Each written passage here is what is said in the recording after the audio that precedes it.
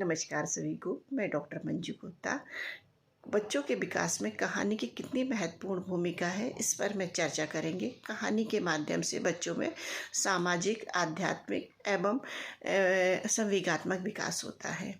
मुझे याद है बचपन में जब हम रात में सोया करते थे तो हमारी दादी हम सभी भाई बहनों को प्रतिदिन एक कहानी सुनाया करती थी। उसी दौरान से हमको पता है कि राम के, शिव के, कृष्ण के, हनुमान के जन्म की कथा, महाभारत के, रामायण की बहुत सारे पहलुओं की हमको कथा पता है। इस तरह से कहानी के माध्यम से हम सभी भाई बहनों में आध्यात्मिक एवं नैतिक मूल्यों का विकास हो गया है। वर्तमान समय में भागम भार भरी जिंदगी में और अत्यधिक डिजिटल गैजेट के उपयोग के कारण माता पिता के पास समय नहीं है। दूसरा, ज़्यादातर माता पिता नौकरी करते हैं, जिसके कारण उनके पास समय अभाव रहता है। तो मैं उन माता पिता को बताना चाहती हूँ कि कहानी के द्वारा बच्चों में संवेगात्मक एवं आध्यात्मिक विकास होता है। कहानी में जब भी कहानी कोई सुनाई जाती है तो कहानी में अच्छे बुरे दोनों पहलुओं पर चर्चा की जाती है और नकारात्मक पहलू का परिणाम क्या होता है, सकारात्मक पहलू का परिणाम क्या होता है, ये भी बताया जाता है। कहानी के द्वारा बच्चों में चिंतन एवं कल्पना शक्ति का विकास होता है। आध्यात्मिक एवं नैतिक मूल्यों का विकास होता है। भाषाई विकास होता है। भाषाई शब्दावली की में वृद्धि होती है। तो मैं उन माता पिता से गुजारिश करती हूँ कि आप थोड़ा सा समय अपने बच्चों को दे करके प्रतिदिन एक कहानी सुनाया करें, ताकि आपके बच्चों में और आप में दोनों में भावनात्मक आत्मीय संबंध स्थापित हो और आपके बच्चों में नैतिक मूल्यों का विकास हो। मैंने 10 कहानी की एक श्रृंखला बनाई है। उसी श्रृंखला में मैं एक कहानी आपको सुनाती हूँ। 3 दिन का राज। एक राजा का बेटा विद्यालय जाता था। उसके 2 बहुत पक्के दोस्त थे, बहुत अच्छी तीनों में बहुत अच्छी मित्रता थी। एक दिन दोनों मित्रों ने राजा के बेटे से कहा कि जब आप राजा बन जाएंगे तो क्या इसी तरह से मित्रता निभाते रहेंगे। राजा के बेटे ने आश्वासन दिया कि जब हम राजा बन जाएंगे तब भी हम इसी भांति ये मित्रता निभाते रहेंगे। समय बीता, राजा का बेटा ने राजगद्दी संभाली। राजा के 2-3 साल जब बीत गए तो राजा के बेटे को याद आया कि मित्रता की याद आई। उसने दोनों मित्रों को बुलाया और कहा कि एक मित्र से कहा कि मैं आपको 3 दिन के लिए राज्य सौंपना चाहता हूँ। राजा के मित्र ने कहा, नहीं, मेरे में इतनी योग्यता नहीं है। आप राज के अधिकारी हैं, आप में परंपरागत गुण हैं, लेकिन मुझे इतनी क्षमता नहीं है। राजा के बेटे ने कहा, नहीं, मैं तुम्हें अपना राज्य सौंपना चाहता हूँ। मित्र ने ये बात स्वीकार कर ली। अब प्रथम दिन जब आया तो उस मित्र ने राजा बन करके उसने राजपाट का खूब मजा लिया, खाया पिया और खूब एंजॉय किया। दूसरा दिन आया तो उसने क्या किया, पूरे राज में सैर सपाटे के लिए निकल गया। जब तीसरा दिन आया तो उसने मंत्री से कहा कि चूँकि मैं राजा हूँ, इसलिए मैं रानी से राजा की भांति मिलना चाहता हूँ। राजा की स्त्री बहुत पतिव्रता थी। उसने मंत्री से कहा, नहीं, मैं अपने पति के अलावा किसी से नहीं मिलूंगी। मंत्री ने रानी को आश्वासन दिया कि आप चिंता मत करिए, मैं हूँ, आपको कुछ नहीं होने दूंगा। उसने कहा, ठीक है। मंत्री ने भृत्यों को बुलाया और कहा कि राजा बने मित्र को राजा की तरह तैयार किया जाए, राजमहल में जाने की तैयारी की जाए। उसने नाई को बुलाया। नाई ने उसे पहले खूब नहलाया, उसकी हजामत बनाई, उसको खूब सफाई की उसकी। इसमें 3 घंटे लग गए।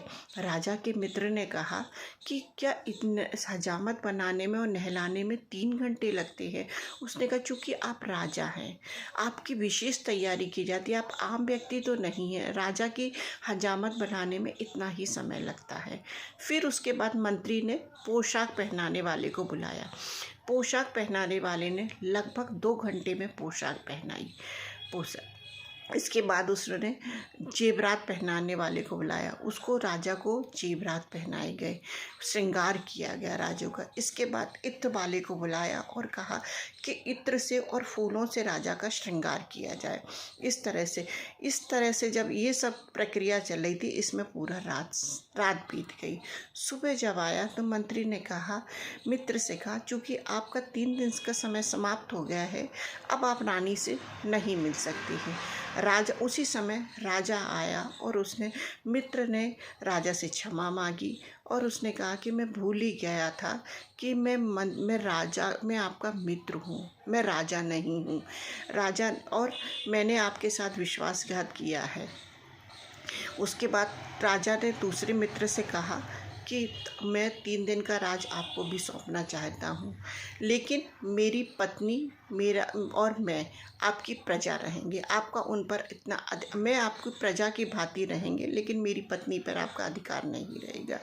मित्र ने बात मान ली।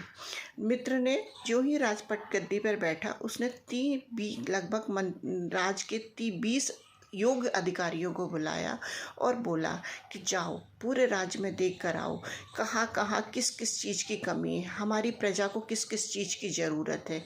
मंत्री 20 अधिकारी पूरे राज्य में गए और एक लिस्ट बना कर के लाए शाम तक कि किस में कहाँ के। उन्होंने बताया कि अमुक गांव में धर्मशाला बनना है, अमुक जगह में एक जगह पर कुआं बनना है, अमुक जगह में पाठशाला बननी, अमुक गांव में बगीचा बनना है। ऐसे इस तरह से फसल अच्छी नहीं, इस तरह से लिस्ट बना के लाए। राजा के मित्र ने उसी समय खजांची को बुलाया और खजांची से पूछा कि क्या खजाने में इतना धन है कि इन सब चीज़ों का कार्य संपूर्ण किया जा सकता है। खजांची ने कहा हाँ। राजा के मित्र ने कहा जाओ, और उन्होंने सभी को खजांची को आदेश दे दिया कि भरपूर धन दे दिया जाए इनके लिए, और सभी को आदेश दिया गया जो भी चीज़ की जहाँ जहाँ कमी है इनकी पूर्ति की जाए। तुरंत काम में लग गए, सभी काम में लग गए। इस तरह से 3 दिन बीत गए और काम लगभग सभी जो जहाँ उन्होंने आदेश दिए थे, आधे से ज़्यादा काम होने लगा। जब वो अंतिम दिन में आया तो उसने ये आदेश दिया कि जो भी काम अधूरा काम है, इसे जल्दी से जल्दी पूर्ण कर दिया जाए। और इसके बाद जब तीसरा दिन समाप्त हुआ तो राजा आया उस मित्र के पास और उसने कहा कि मैं तो राजा था, लेकिन मुझे ये पता ही नहीं था कि मेरी प्रजा को इतनी चीज़ की कमी है, ये चीज़ की ज़रूरत है। आपने सचमुच बहुत राज कर दिया। मुझे लगता है कि राजा मुझे नहीं, आपको होना चाहिए। राजा का मित्र बोला नहीं, राजपाट के अधिकारी तो आप ही हैं। चूँकि फिर राजा ने उसी समय उस मित्र को अपना मंत्री घोषित कर दिया और उसे राजमंत्री घोषित कर दिया। और इसके बाद पूरा राज्य उस मंत्री के सुझाव से और उसके निर्देशन में काम करने लगा।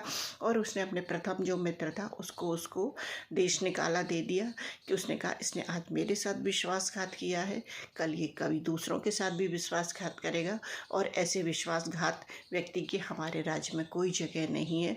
अतः इस कहानी के माध्यम से हमने जाना कि हम अगर अच्छे काम करते हैं तो उसका परिणाम क्या होता है, और यदि बुरे कार्य करते हैं तो उसका परिणाम क्या होता है। आशा है आपको ये कहानी बहुत पसंद आई होगी। मैं माता पिता से गुजारिश करती हूँ कि वे अपने बच्चों को ये कहानी अवश्य सुनाएं।